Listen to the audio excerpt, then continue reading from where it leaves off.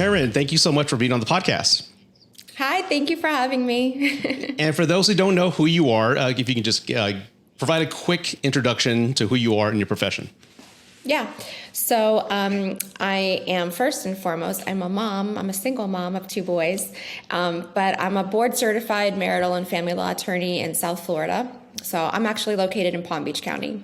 Okay. And how many years have you been practicing? I've been practicing for 17 years. Wow. 17 years. Okay. So I guess it goes without saying that you have experience, right? Yeah, I think so. I started out as a criminal prosecutor, and then I did that for a few years, and then I switched into the private sector and got into family law in like 2009. So I've been doing it a while. Okay. And the reason I reached out to you is divorce. I've been divorced myself. I went through the process, and there's just a lot of questions that my demographic has about the topic. And I've answered many of them, but I've never had an attorney on the podcast to answer specific questions or just give us your general, background on what you've seen firsthand. So let's say you're in divorce. Excuse me. You said you're in Florida. So I wanted to ask you a question. Right now, is there any truth to the topic? Like I hear the soundbite all the time on TikTok and on YouTube that 80% of the time women are the ones that file for divorce. Is there any truth to that soundbite? So in my personal practice, I represent a lot of men and women equally, and I have husbands that file, I have wives that file, but I did do a little bit of research, and I saw that the statistic is true. 50% of marriages end in divorce, but they say, and I checked a few different sites, between 70 and 80% are women that are filing for divorce. And I actually saw something that I thought was interesting, and I didn't know this, that if they're college educated women, 90% of them, then there's a higher percentage of women that are filing, even if they're educated. Really? Okay. Yeah. And you know what's funny? I actually have that as a soundbite here because there's this one influencer, I'm not going to name her name. She had said that on one of these podcasts, and I'm like, that cannot be true. Let me ask. And you just confirmed it's true. So, hey, there you go. Now I'm at peace with that knowledge. But I've always rebutted because, again, I'm 45 and I'm on TikTok, so which makes me like an ancient elder. Like no one pays attention to me half the time because my advice is not toxic and it's actually real world. And when I hear these types of things like, well, women are going to file 80% of the time, as a husband who I filed personally when I got divorced, I was married 16 years and I filed because I just knew 4 years of marriage counseling, we weren't getting anywhere, we weren't changing. And I don't know, you said were you married before? You said you divorced? I was married, yeah. How many years? I was married for almost 7 years. And on paper, I was the one who filed. And I want to point out, at least in Florida, it doesn't matter who files. Okay. It has no difference in the world. But on paper, yes, I was the one who filed. It was, at the end of the day, it ended up being mutual, I think. And I've been divorced for going on 7 years. Okay. And what I was mentioning is I know it says 80% of women file. I get that. But I always rebuttal and say, because of my experience and all my other friends and all my other coworkers who got married very young, 80% of the time I'm sure women file, but I'm pretty sure out of that 40% of those husbands were garbage. And they left the wives no choice but to file. So is there truth to that? You're asking a person who's in the divorce world, so I see a lot of garbage. But I also, I see, there's a saying in family law that we see good people at their worst. So, that's good. Okay. And in criminal law, you see bad people at their best. I've never thought about that. That's actually very, that's and interesting. It's very true. Because I have great clients and even the other side, they're not bad people, but it tends to bring out a real garbage side to people. I don't know if women are, on the rise for filing because they're married to garbage, but I don't want to put all men in a garbage box or garbage can. There's good, there's bad, but I think people just outgrow each other too. And it's now so easy to just file. It is. Everything in this world is so instant now.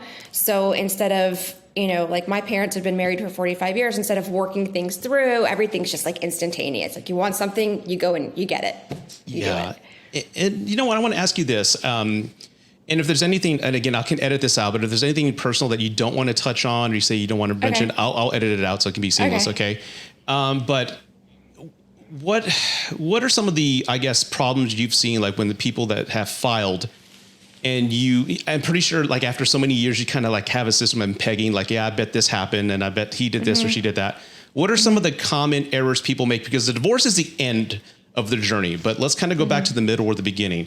What are some of the errors or common problems or mistakes people make at the very beginning that you can see and tell that's going to lead to a divorce? And I want to say I'm not a therapist. Of course. Yeah. So I see people at the end, right, of the relationship. But yes, when I'm doing my consultations and we're kind of learning, like, I personally like to understand the dynamics of the marriage and the relationship, because it really doesn't matter why the marriage is failing, because Florida is a no fault state.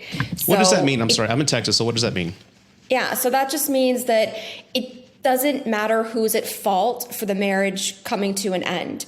You could be, and this is sad, but it could be that there was domestic abuse, financial cutoff, or, cheating, adultery. It doesn't matter why you're getting divorced or who was the cause of the divorce. So we're in a no fault state. If somebody wants a divorce, the other person doesn't have to agree. There's going to be a divorce, and it doesn't matter really what the grounds are. It's just the marriage is irretrievably broken, as we say. Wow. Okay. That's good to know. Okay. Wait, what was your original question? Well, no, I got off track. I was asking, like, what are some of the common problems you've seen that? Oh, right. So, but personally, when I'm doing my consultations with my clients, I like to understand what went wrong. It just, at least generally, so I have an idea of what I'm dealing with. I think that there's, definitely, like, money definitely is an issue. In almost all of my cases, there's an issue with money. And I feel like that just didn't happen at the end of the divorce. It probably was something that was brewing, before they got to me. I also think that people, and I'm sort of guilty of this too. My friends, if they're going to watch this, are going to laugh that I'm saying this, but I think sometimes we see things, the red flags, and we think that those are going to change. It's going to get better. Guilty. Or if we have kids, it's going to get better. Or, so that we can work through this. And that's really like an optimistic, beautiful way of thinking. But usually the things that are the issues in the beginning, they're heightened by the end of, but when they come to me, by then it's all heightened because career issues, money issues, children issues, co-parenting, all these things that, whatever those initial issues were in the beginning, now it's just like... Yeah, just kind of just erupted and just boiled over the rim. It's come to a head. Yeah, and that's some of the problems I've seen myself. And it's funny, I was thinking about as you're answering that question, I'm like, I'm so used to talking to therapists and relationship therapists. I've never spoken to an attorney, so I gotta get redirected questions a certain way. But yeah, I've always told people that, like, I'm pretty sure you can relate and seen it firsthand. There's some sort of odd pressure for young people in their 20s, somewhere between the 23 age and 28, 27, where they feel they have to get married. It's time. I need to have kids. My biological clock's ticking. I have to have this before this. If not, I'm a failure or whatever. Yeah. And as an older person, I remember I was trying to talk a lot of people out of doing it. Like, no, don't do it. You're rushing into it. It's crazy. It's funny. So now that I'm 43, and I feel like when I'm looking at other kids that are, like they're in their 20s, I'm like, you have so much time. You have so much time. But I met my ex-husband I was 25. I was still in law school. We got married when I was 30. But I felt that, like, that internal societal pressure, whatever it was, like, okay, I'm reaching 30. I've got to get married. I want to get married. I want to have kids. And now, being the age that I'm at and seeing what I've seen, I'm like, just slow down. There's no rush. Yeah. Youth is wasted on the young, as they say. Yeah. And they never listen because no, Yeah. you made mistakes. You're a failure. Your marriage failed. That's what they tell me on TikTok. That's not going to happen to me. I'm like, sure. All right, go right ahead. But it's crazy. I have clients that have been married 20 years, 30 years. I have clients that are in their 70s. Oh, so that's sweet. I don't know. You never know, I guess. Yeah, that's true. And I still believe in love. And I just think, I truthfully believe after doing this, my own experience and being on TikTok for so long, I truthfully believe marriage is a beautiful thing. And I'm trying to put knowledge out there to save marriages. But I truthfully believe not every one of us is cut out for it. I just think there's a lot of people who love the idea, but they're just not built for it. Yeah. And then there's people that just don't believe in it whatsoever. And I actually get asked that a lot, being a divorce attorney and being divorced myself. Like, do you believe in marriage? Would you ever do it again? I personally believe in it. But there's a lot of people that have that argument. It's just a piece of paper. Why do we need it? Mm-hmm. Yeah, that's a good point as well. I want to touch back on what you said, a no fault state in Florida. And I know you're certified in Florida and you probably can't speak to other states. So am I understanding, let's say a husband, let's just kind of paint the scenario. So a husband's a good husband, a wonderful man. And then one day he comes home and finds his wife sleeping with his brother or best friend. How can you do this? I've given you everything, blah, blah, blah. The kid's home and she files. He can still, it doesn't matter what she did, no matter how good of a husband he was, he can still possibly lose everything because of what happened. Am I understanding that correctly? I know that's kind of like a simple scenario, but I'm just trying to understand that. I know, and I'm kind of like chuckling because there's definitely this stigma attached to divorce that the guys get the short end of the stick. That was my next question. Guys lose everything. I don't really see it that way, but we can talk about that. Yeah, I mean, if that's the scenario, she is still entitled to half of all the marital assets. Wow. She's still possibly entitled to alimony. That depends on the income and need and ability. There are men that get alimony. It just depends on the financial structure. But she could be a lying, cheating, whatever, right. And still be entitled to half of all the marital assets and still, get the kids half the time or whatever it's going to be. So, yeah. Wow. There's no punishment for bad behavior in a marriage. It's not like you were a bad spouse, you were abusive, you were a cheater, so we're gonna dock you financially. Wow. Are there any states that actually acknowledge that type of act? Not to my knowledge. If somebody knows something different, I would really like to know that, but I don't think so. Wow. Okay. And let's just say, I know a lot of young men are watching this because my main demographic is young people, men and women from 25 to 35 who are looking to get married. Right. So and I know the word maybe, and again, correct me if I'm using any of the wrong terminology. And I know there's prenuptial agreements and a lot of guys say, I'm gonna get one. I'm like, you're 25, you don't own shit. So you don't own any assets or property. So what is this for? We'll protect your broke down truck and your iPhone. Exactly. And your PlayStation. Right. So, sorry, but, can there be like maybe a prenuptial agreement, but it's not necessarily protecting assets, but like, hey, these are the rules. And if you violate these rules, what's it called? Like for bad behavior. Like, yeah, like if you cheat on me, you lose everything. You're not entitled to alimony. Is that a thing that can happen? Yeah, that's a thing. We see all types of things that go into prenuptial agreements. And generally speaking, a prenuptial agreement is very difficult to set aside or vacate or to fight or challenge. If it's done the right way, it's really difficult to get around those. But it also can't be against public policy. So like there are certain things that I just don't think are going to be enforceable. I mean, you could certainly try, but like something like, if husband, gains more than 100 pounds in the marriage, then I get, an extra $500,000 for divorce. I don't know if that's going to fly. Why am I laughing? That's funny. But you've probably seen that in real life. I don't know. I haven't. I just came up with that. But I mean, I've seen all kinds of stuff. Yeah, there are certain things, like I said, you could put anything in an agreement, I guess, if you're going to, be willing to agree to it. But it still has to be legally enforceable at the end of the day. It has to be something that's going to be consistent with public policy. But yes, we do see agreements that have, provisions in there, like if there's going to be, cheating, or if the wife files first, then she doesn't get X, Y, and Z. So, I mean, you can put things in there. Okay. Whether or not it's enforceable, that's another issue. Okay, that's that. Again, it's a question that I've seen that's been brought up for a lot of men. Yeah. Because right now, I'm pretty sure you've seen it on social media. There's a lot of young men who are just walking away from women and walking away from marriage. The institution's dead. Yeah. And they blame either feminism or they blame the court system. They're walking away because they feel they're just not represented fairly. And a lot of them, like we just talked about that no fault scenario.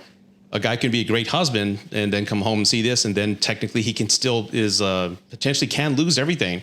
So I want to talk about that myth. You said that there is like maybe a myth that men do lose everything or maybe most of everything.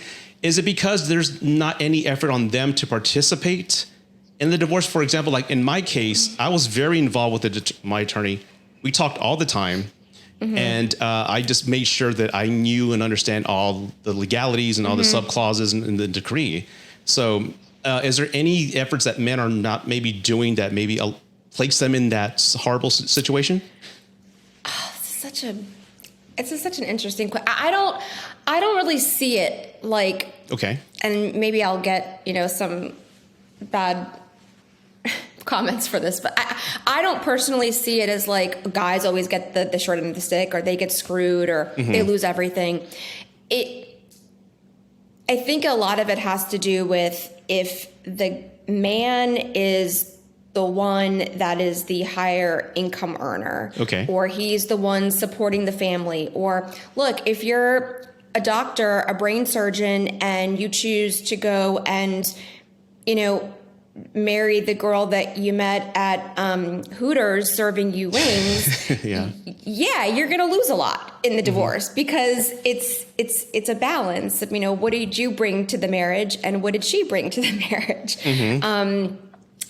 But that scale can go the other way too. You can have a woman that is bringing to the marriage her own career, her own income, assets, a home, and then she may look at it like, I'm losing everything in the divorce because, I contributed just as much or more than the husband. So I think that I don't know if it's the men that are feeling that way, but they need to look at who are they marrying too. Very good point. I represent, so my ex-husband happens to be a firefighter. And so he sends me a lot of business. Love him for that. Firemen, police, military, I'm sure. So I represented a lot of firefighters, and obviously they have a really good retirement package, pension, deferred comp, different things that they get with that career choice.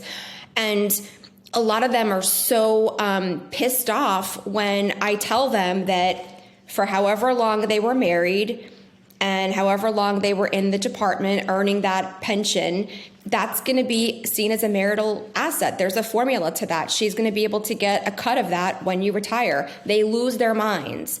And it's like, but you got to understand, yes, that was your income and your living, but this is someone that you married who maybe didn't come to the table with something like that. Right.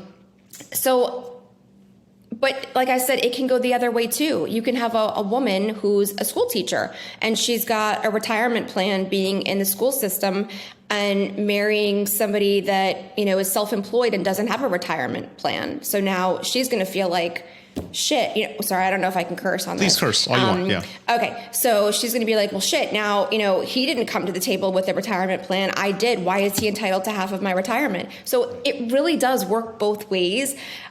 For some reason, men take it like they lost everything. And maybe it's, like I said, maybe it's because men still earn more than women. I don't know. And then there's the whole other topic of the kids and custody, which that's even messier.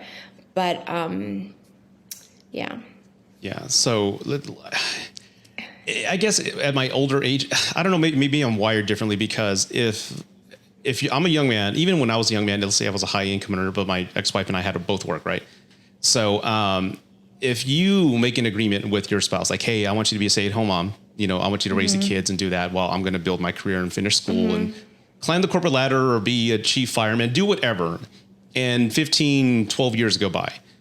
I understand that if we get divorced, she gets entitled to half of everything. That just, in my mind, that makes complete sense, including my retirement plan, because she didn't work. She was raising my children. Yeah. Just before this, this recording, I had a hearing via Zoom, and it's a case just like that. She was married to somebody who was a CEO and made, $250 a year. And they agreed that she would not work, and she had not worked for 17 years. She raised the kids. And this guy is like out of his mind crazy about why is she able to, get alimony now? And this is a whole nother topic. I know it's a hot topic. I'm going to get... No, let's talk about it. Yeah, alimony. But it's like you were able to climb that ladder or have the freedom to work every day because you also you didn't have to worry about childcare or, other things because you had your wife at home taking care of the house and the kids. So I know there's many, arguments to this topic, but, yeah, I mean, I agree with you that it wouldn't be fair to then expect a woman in this case to say, well, I didn't work for almost 20 years and I'm not going to get any support now. Meanwhile, you're the CEO making, whatever you're making. So a lot of money. Yeah. and again, in those men in those positions, and again, there's women out there, but I guess I'm speaking to the men right now. You don't have to worry about taking your kids to the doctor's appointment or picking them up from school or parent-teacher conferences. Doing homework, right. Doing homework. All that is the wife. And again, it's in my mind, it's only reasonable to say, okay, while I was working, you were taking care of the kids. So here's something for you to maybe go back to school, do something, buy a house, whatever the case is. Right. I don't know. And I want to point out that I also... One of the conversations I have with a lot of my female clients that are in a situation like we were just talking about, I tell them, you need to go get a job. You need to go find something. This is not, exactly. I'm not supporting this, just sit on your ass and collect alimony and child support. You need to go work and contribute to your own needs. Now you may not go out and make $100,000, but you can do something to support yourself, to contribute. Yeah. I want to bring up one thing. High conflict divorces. I recently had Lisa Thompson on. Her and her husband have written a book, and they're counselors that kind of help people kind of go through the high conflict divorce. I'm like, well, what is that? So, and I'm pretty sure you're well aware of it. It's where I guess the circumstances are like one person files for divorce and either the husband or the wife just makes the circumstances so unreasonable. The expenses and the length of the divorce is just extended. And I wanted to ask you, as an attorney, that's quite common, right? You've seen that where one person is just not meeting halfway with the decree and such. My question to you as an attorney, why does the court, I guess, and attorneys allow that? In other words, I have a friend of mine. He filed for divorce, and his wife, every time they agreed to the decree, standings, when it came time to sign, she said, nope. I'm not going to do it. And she purposely told him, no, I'm going to milk you dry. Fuck you for leaving me. She was just so angry. And I'm like, why is the attorneys allowing that? He was like, don't they have like a 3-strike minimum or like at least 3 attempts to make a change or changes to the addendum? And he's like, no, they're just milking me dry. And it ended up costing him $40,000. And for someone in San Antonio, Hispanic, that's a lot of money. So why do the courts allow? I mean, why haven't they established a rule like says, okay, you're allowed to make 3 changes. After that, you can't be doing this. So why is that? Oh man. So I think I want to say that I think a lot of times, the issue is the emotionality that goes into this. Right. So sometimes people are just not ready to finalize it. Like they get to the signing table and then they're like, oh my God, or they they want to keep the fight going because it's all they have, or they feel like it still connects them to that person if they don't want the divorce, and like keeping it going. Like there's so much that goes into this emotionally. One of the things we need to do, I'm sure this is throughout, the country, is you need to go to mediation. If you're going to be looking for a divorce, before you can go to the court to make those decisions for you, they want to know that you're going to mediation, try to work it out yourself and come up with an agreement. And I always tell my clients, in a perfect world, we're going to mediation one time and everyone's just agreeing and signing right there and it's done. But I think that it's such a process emotionally that people have to like work through that to understand that eventually this is going to come to an end. You can't perpetuate this, forever. There are divorces that go on for years, but then I would take a look at, what are the lawyers, how are the lawyers enabling that, or, what's really going on. But there's an emotional aspect to this that sometimes people keep it lingering for a reason. Really? Okay. But then there's also you've got people talking in their ear. So again, the mediation aspect. If we're at mediation, you never want to force a client. Well, we don't force anyone to do anything, but you don't that'd be great if we could. But you don't want to make them feel like, they have the pressure. There's always a little bit of pressure in that process, but you don't want them to feel like they're signing something that they're not comfortable with. But what happens is if we spend 8 hours at mediation trying to come up with an agreement and then we just call it a day because everyone's exhausted or tired or cranky, what's going to happen? These two people are going to go home and talk to the mother and the great aunt and the cousin and the best friend. And they're going to be like, what the fuck are you ready? You're going to sign this? You're going to do what? You're going to agree to what? And then everything gets kiboshed. Mm-hmm. So all the work that we, just made to get closer to this agreement is now out the window because you've got different people in your ear about all these different subjects. Mm-hmm. So there's that. And yeah, I mean, that would be really cool if we could have like a 3-strike and you're out, and then we're just like, we're going to make you sign this. 3 changes only. We're going to cuff you and make you sign. That's when it really comes down to the lawyers and how they're handling the case and the strategy too. Like you want to know if it is a high conflict case, you want to know that you have enough information and facts to prove your case, because no one wants to go into court, without their guns loaded. Right. And that takes time. Sometimes it takes more time depending on how cooperative or uncooperative the parties are going to be about getting their financial documents to each other or disclosing whatever they need to disclose, or it can be a very lengthy process. But you want to go to court being prepared, and sometimes that takes a long time. But that comes down to the lawyers, how they're working the case, and eventually, if the case is ready to get set for a final hearing in front of the judge, you got to set it. This has to come to an end. There's no reason why a divorce should take more than 2 years, and that's a long time. I've had women reach out to me, say they're on year number 5 because their ex-husband is a brain surgeon, and he's it's so weird. I've had, with TikToks, ever since I started, I've had so many women and men just send me their life story. And with women, mm-hmm. and this is just I guess not a common thing, but a lot of them that have reached out to me, their ex-husbands are doctors or surgeons. And apparently all of them have this godlike, egotistical, look down upon you're not worthy of me type of attitude. And they're just making their lives hell. And they're on year number 5 of the divorce. And then when they get the kids, they just brainwash the kids. Your mother's this, your mother's that. It's horrible. So I guess every profession, everyone's different, is guess what I'm saying. But doctors have that reputation. They do. Okay. It's a thing. Okay. And I've seen some doctors that have that personality. Not all of them, but yes, it really is a matter of how much or how little the parties are cooperating with the process. If you have to go to court over every tiny little issue, it's going to be dragged out. And I also tell my clients that the lawyer on the other side will have a lot to do with how long this case goes. Some lawyers, I hate to say it, they're guilty of being milkers and churning the file and just keeping the thing alive because they're making money. And sometimes the clients are too short-sighted to see that. I agree, because it's an emotional kind of a stage of their life, and they're just kind of like not seeing the turn ahead, I guess is what I'm saying.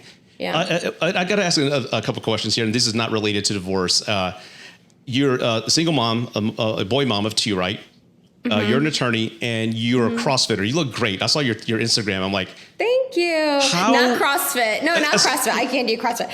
CrossFit's too hard on my body, but okay. I do love the gym. I like to lift, and yeah. How do you have the time? There's only 24 hours in a day. How do you do all that?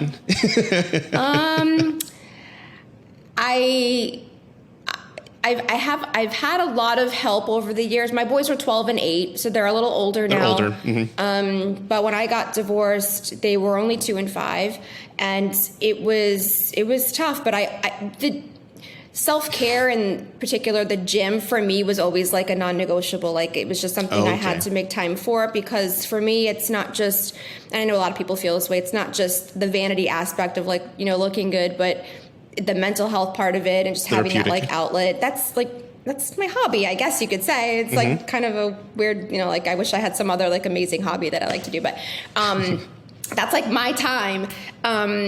So yeah, but I had a lot of help too, like, a nanny, my parents are nearby, family. That's good. Okay. And my kid's dad is, I have to say, he is the best ex-husband anyone could ever ask for. Like, he really is. He's an amazing dad. We're good friends, and he's always been super involved and supportive. And I don't think that I'd be able to do what I'm doing if he wasn't, as involved. That's amazing. It's funny because the ex-wife and I get along great. We're better parents than we were husband and wife. And when I say that on social media, a lot of people, you should stay together then. If you're such a great team, you should stay together. Like, you don't know. You don't know. Wait till you live that. Then you'll see one day. But even my friends are like, how come you guys aren't still together? And I'm like, all right, well, we outgrew each other and we're friends, but doesn't mean we, should still be married. But yeah, it's an amazing relationship. And she's remarried. She's to a wonderful guy. We all get along great. We just celebrated my daughter's 19th birthday this past weekend. We all went to dinner. All together. See, I love that. And I love hearing stories like that, because I hear so much of the other side of it. And, because I have that kind of relationship too, like we can all do things together, and it's not like, mom's on one side of the room and dad's on the other side. And it really breaks my heart when I see that my clients or, their spouses are so short-sighted that like the hatred for each other outweighs the love that they have for the kids. And I just had this conversation with a client last night at 8:00. I was like, yeah, but what you're suggesting is not really best for the kids. You're just doing it to kind of like take a jab at the other side. Mm-hmm. So I applaud you and thank you. Dads out thank there. you. Yeah.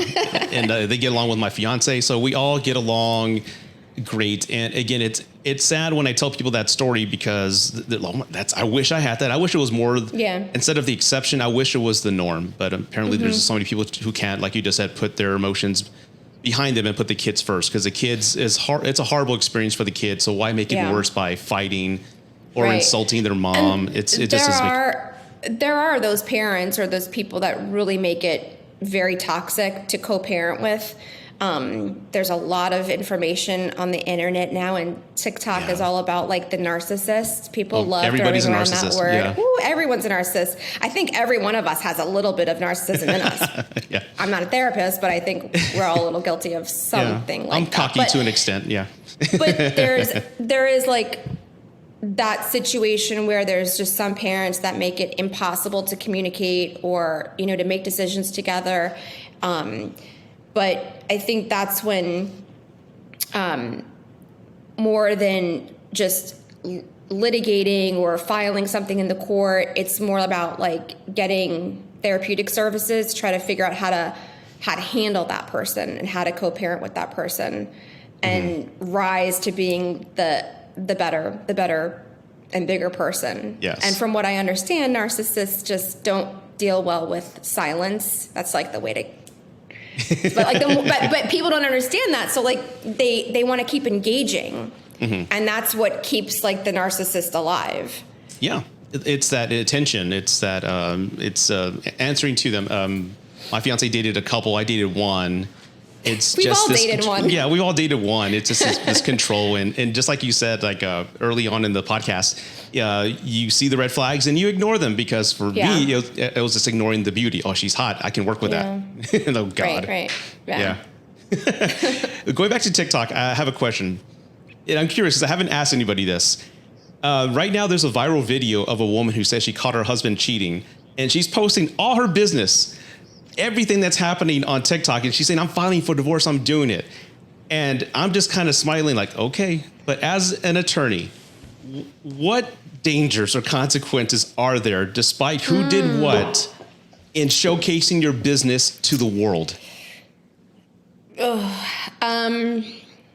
Well, I shouldn't say that, but a lot of things that go out into the cloud and that go into the internet world will come back to bite you in some way, and can be used in court. And if not in court, then if there's like experts on your case that are involved, especially when it comes to children's issues, like if you have a guardian for the child or a social investigator or therapist or people that are looking into the family dynamic and figuring out what's best for the kids, there's, all of this evidence that now we can say, oh, look at this video and look at that, look at this post and look at this email that they wrote. And it just helps build a case. So I think it's smart to maybe take a break from social media when you're in the process, or at least be really mindful and careful of what you're putting out there. I had a case where there was a guardian, and we went to the dad's Instagram, and because we were concerned about some of his behavior. And his Instagram had he was with his friends driving in a car, with open bottles of Hennessy, and oh my God. Yeah. Then there was another picture of a dead body on his Instagram, like a gang situation. And we're just maybe this is not okay at all. And maybe this is definitely not the time to be posting stuff like that when we're already questioning some of, your life choices. You need to be careful what you're putting out there.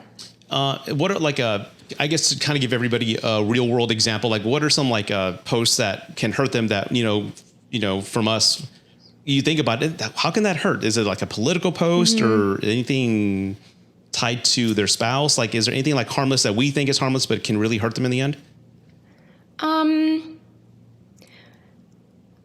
I think definitely don't speak bad, because we see this. Don't speak bad about the other parent in an open forum. There are people that take to social media to denigrate or, talk shit about the other parent. That's not okay. That's going to come back to hurt you as the person who's posting it.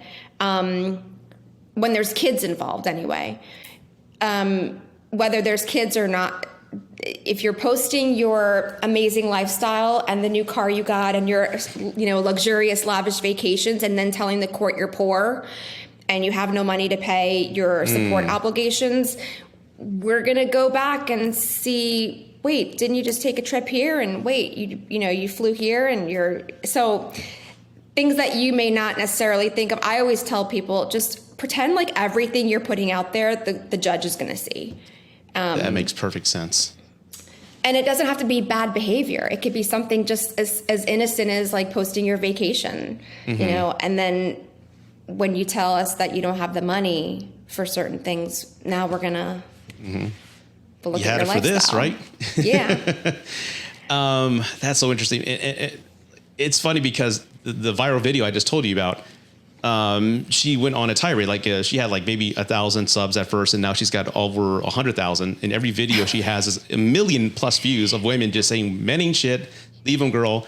And but do you think that, I'm just curious, is this like a hoax? You think it's real? Or is she just doing it for I honestly think it is a hoax because she's not coming off genuine. You know how emotion and people sometimes when they're really genuinely in pain, it's all the eyes. The eyes tell you everything. And just the way she's coming off, I just don't feel it's genuine. But the point of it is that she posted so much about themselves and what's going on that the internet, being it as it is attacking him, calling his employer and attempting to get him fired. And now she's telling everybody, please stop. He can lose his job. I'm a stay-at-home mom. If you get him fired, everything's gone. Don't do it. Please stop. And I went back. People cared that much to get involved like that? Yeah. To call his... That's so interesting. Yeah, it's pretty bad. Like, for example, my situation, you asked like how I got started on TikTok. I was doing movie reviews after my divorce. I lost all my friends. I lost everything. So I started doing movie reviews on YouTube, and I'm like, well, let me go to TikTok. And I did that for a few years.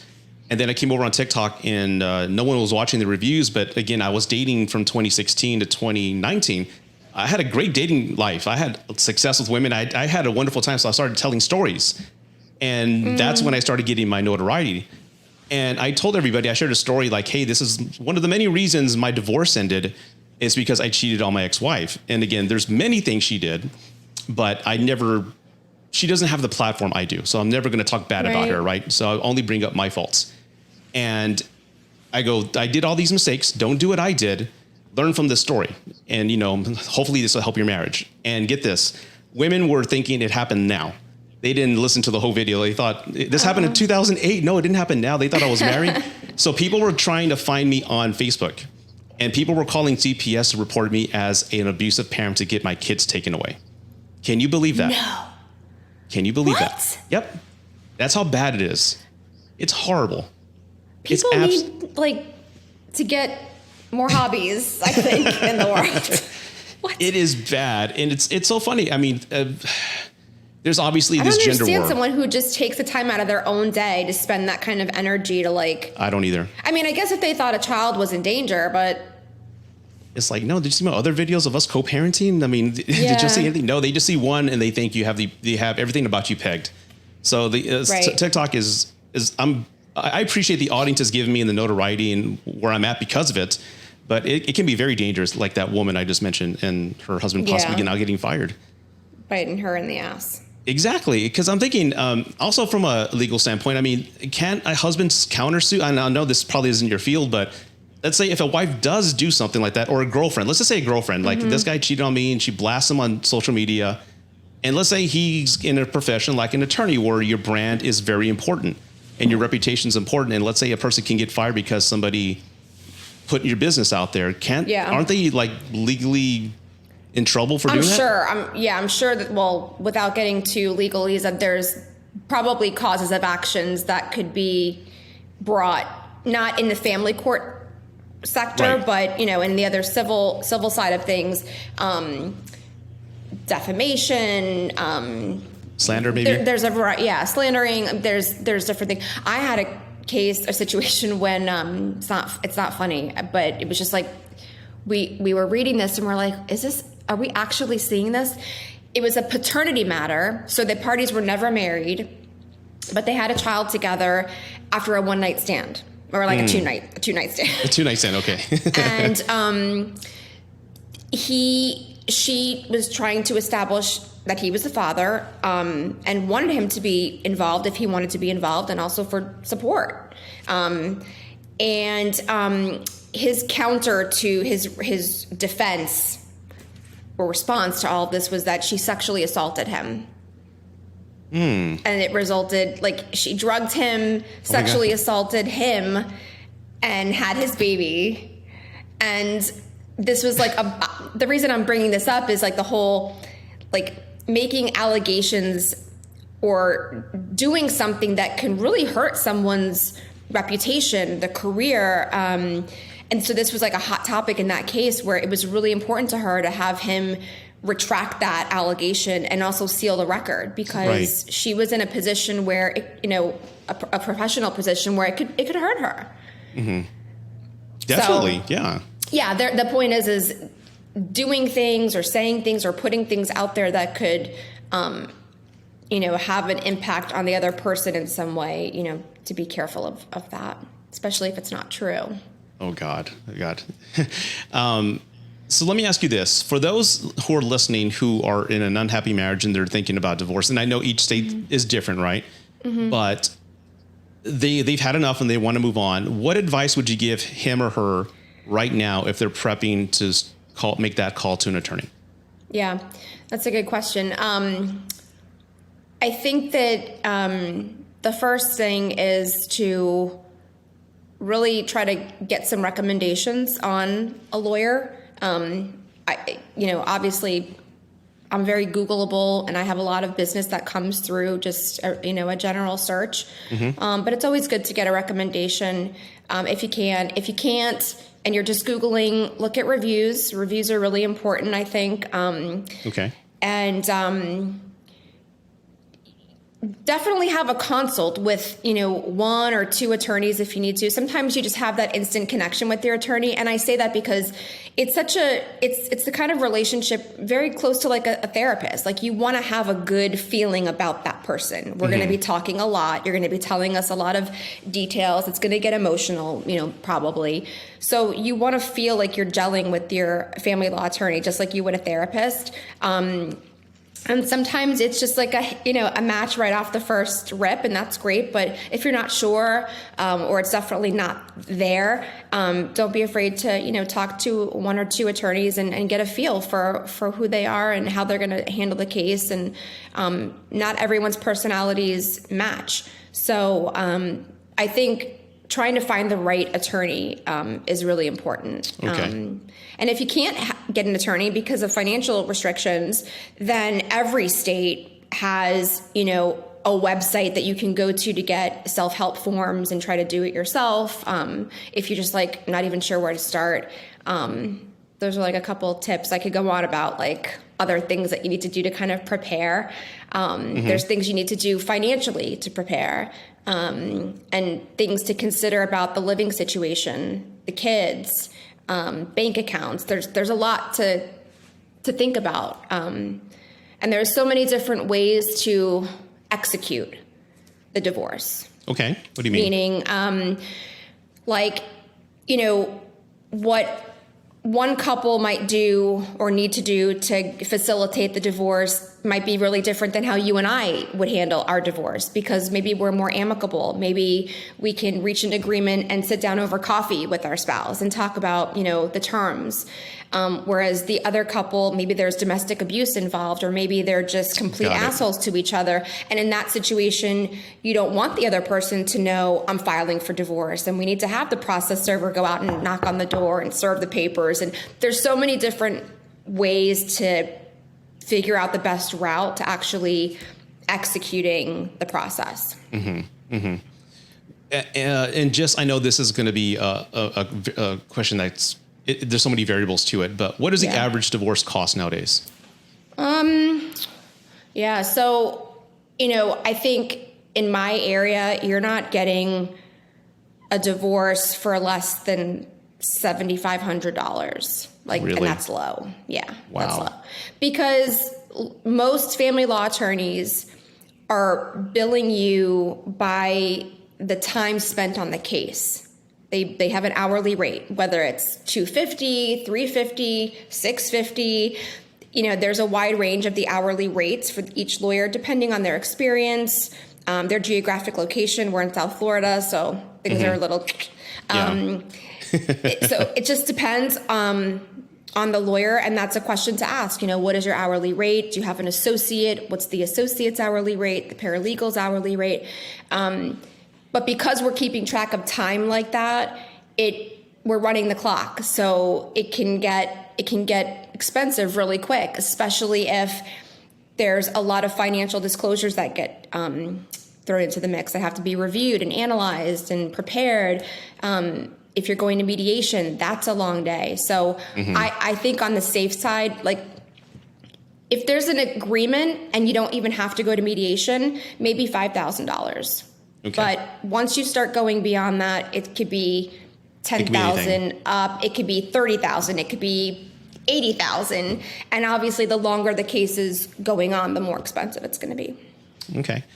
There's been a lot of conversation I've seen, and this is like my situation as well. We went 50-50 with custody. What are the pros and cons with 50-50, and what should parents know about that before, requesting that option? Yeah. So every state is different. Of course, yeah. And There are some states that they just default to it's going to be 50-50 unless you can show that that wouldn't be in the child's best interest. There are other states that there is no default. It's kind of like we're going to hear the facts and we're going to consider all these different factors and then figure out what's best for the children. And it may not be 50-50. But if you're asking for 50-50, well, there's a couple things. So a 50-50 schedule could look different for different families. It could be week on, week off. It could be 2 days here and then 2 days there. And then, you alternate the weekends. So just think about the logistics, I guess, too. Where do the kids go to school? Where do the parents live? Like, you got to think about the time that the kids are going to be now in the car, traveling to bounce between homes. And sometimes it's trial and error. Like, my ex and I were lucky enough, because we do 50-50, obviously, but we were lucky enough to have our agreement and our parenting plan, as we call it here. And I've never looked at it since we got divorced because we're cool. So we've been lucky enough to just kind of use trial and error. Like, does this schedule work best or does that schedule work best? And he's a firefighter, so there's a lot of bouncing around based off 3 days on, 3 days off, all these things. Yeah. So that's one thing to consider. The other thing, and this is I always tell people this, just because it's 50-50 timeshare doesn't mean that there's not going to be child support. That's a huge common misconception. It's a formula. It's based on income and some other factors depending on your state. But it's formulaic. So we're literally taking our software and plugging in the data. And if you have very comparable income and you have 50-50, then okay, maybe there's not going to be child support from one parent to the other. But if we have the neurosurgeon who's divorced from the Hooters girl and they have 50-50, he's paying child support because he's making a lot more income. That's like a wild example, but you get the point. I want to touch on the formula real quick, because there's a lot of guys that message me that are now apparently living in cars. They can't afford rent because this formula. And I know the formula is different per state. That, once it's calculated, he doesn't have enough. They're taking maybe 40-50% of his check. So he has nothing left to have a living. He can't support anything. So it's, first off, why is that? I mean, there has to be somebody in the court system or in the attorney when they look at the fees, and I know the kids, or they're looking maybe at the kids' well-being, but after the formula, everything's plugged in, and if they see a man who doesn't have enough after expenses to live on, how is that allowed? I know that's a good question. I've been asked this. There's a lot of different arguments and feelings about child support. I'm on TikTok too, as you know, and I have, whenever I do a child support topic, there's always these guys that are like, child support is unconstitutional. Well, I believe in child support, first off, because I have kids and I paid it for a while, so I agree with it. Yeah. But yeah, I mean, it shouldn't be that we're leaving somebody completely incapable of having the ability to pay hard expenses like a roof over your head, electric, food, gas in your car. I mean, child support should not leave somebody to the point that they're living in a car. That's not okay, in my opinion. But that's why I guess the formulas have been created, because it is based on the person's income. And then, of course, the amount of children, the number of children we're dealing with versus the other parent's income. But I will say, if there's a situation where there really is an inability to pay the child support that's being calculated out, there's always, the possibility of filing a motion to deviate from that or to go below those guidelines based on an inability to pay. That's a hard thing to accomplish, I think, but it's worth a shot. But I agree, it shouldn't leave somebody completely without means. Absolutely. My other question to that was, there's been again, with the red pill and the MGTOW movement, I don't know if you know what MGTOW is, men going on their own. They've also mentioned, if I got to pay... What is it? There's a group of men called MGTOW, men going out on their own. In other words, they've given up on women because of dating and all these other items. They have never had success with women, but they also feel that the institute of marriage is a setup for men because you're always going to end up losing in the end. And, you know, she can be cheat on you, you can be a great husband, and then you still lose your kids and you can still lose everything, all these other items. And one discussion point they brought up was, okay, if I got to pay child support, why can't it be itemized? Why can't it have like an itemized monthly listing? Like if I'm paying her $1,000 a month, but she's buying her nails, that's not fair. I want that money to go to the kids. Why hasn't there been like some sort of system where a husband can see an itemized list and what that expense went to, like on a card or something? I honestly, it's a good question. And I've been asked that before too. And I think the reason that, because I don't know if other states do that, I don't think so, but that would create, I think it would be really hard to enforce. Okay.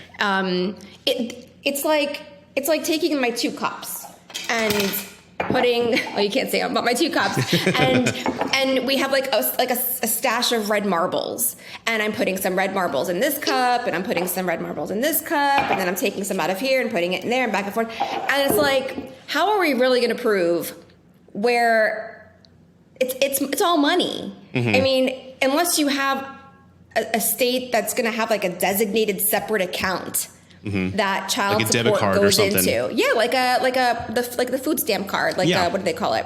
Like this is the amount of money that goes on this card, and this is the card you're going to use for children's expenses, and then we're going to get an itemized list of what was been used, and we saw that you put your nails on that card, and now you got to pay that back. Yeah. Right.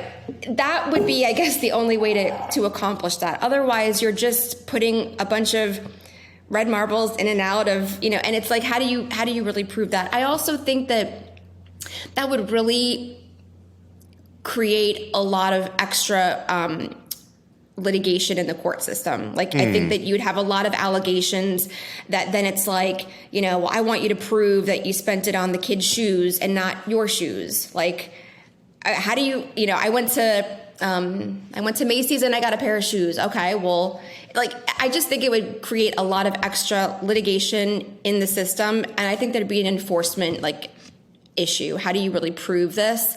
Plus, the way that the courts look at it and the way that the states look at it, as far as I'm concerned, it's like a household pot. Like, my bank account has money in it and I need to pay for the electric for the kids to be here. I need to go to whatever grocery store is near you, and I need to, put food in the fridge. Like, how are we going to start figuring out, like, how much of that is designated for the kids, and then how much is designated for just the mom? Right. Child support is meant to be, we call it base support, because on top of the base support, then you have things like extracurricular activities that you're contributing to, where they're uncovered medical costs.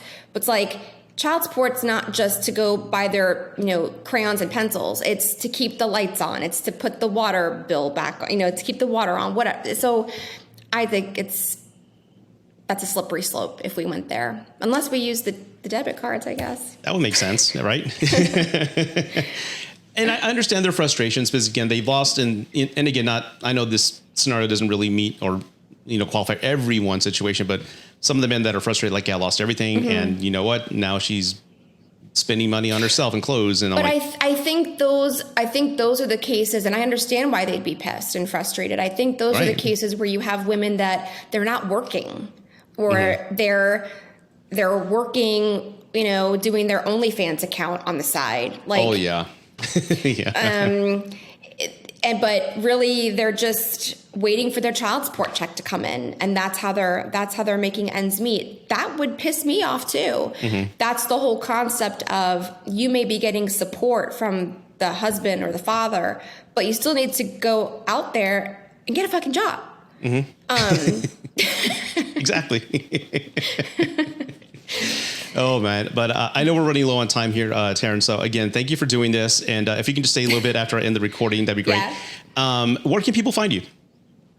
My website is sinatralegal.com. And I'm also on Instagram, TikTok. I'm just using my name is pretty simple. It's Taryn Sinatra, like the singer. And I'm very Googleable. Yeah, I was going to ask that any relation, but I'm pretty sure you've gotten that question hundreds of times from hundreds of people. That's all the eyes too. I'm like, hey, okay, maybe there is. I know. I don't think so. Okay. But again, thank you so much for doing this. And again, just hold on for a second, okay? Thanks for having me. Okay.